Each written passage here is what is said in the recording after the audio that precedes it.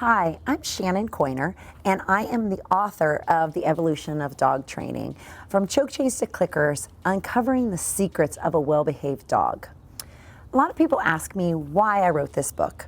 And the reason I wrote it was because I see clients every day that come to me with their dogs on choke chains, pinch collars, maybe they're using shock collars at home. And when they come to me, I don't use any of those things. And sometimes if the only way they've trained a dog is with those more aversive training or traditional training methods, they don't understand when I say we're going to remove those and we're actually going to start using treats and clickers and positive reinforcement. So I really wanted to be able to describe where traditional training came from and how we've evolved over the years to a more positive training theories and more methods that are less aversive to our dogs and actually more pleasant for us. So I wrote the book and when you get into it, you'll get to see that we start with explaining where did traditional training came from. It came from World War I in 1910. I oftentimes ask people, would you really want to go to a doctor who still was practicing medicine from 1910? So it's important for us to keep evolving, but sometimes we get stuck in our old ways. Choke chains, pinch collars, that traditional training, it does work. We know it works, or else people would have stopped doing it years ago. But at what cost? When we're doing traditional training, it's more looking for what's wrong and what the dog did wrong and punishing that, rather than trying to teach them what we want them to do in certain situations.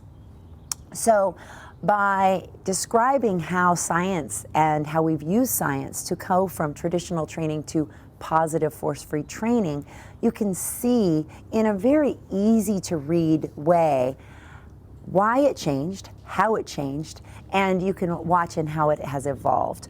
So that's why I wrote this book. Everyone's used traditional training if they've trained dogs for longer than 20 years.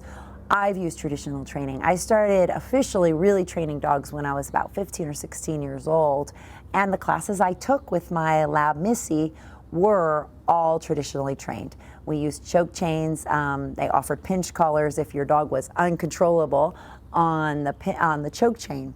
I didn't like it even when I was a teenager. So as I progressed as an adult and got my dogs of my own that weren't family dogs, I could make choices. And because in college I worked in zoos, I got to experience positive reinforcement.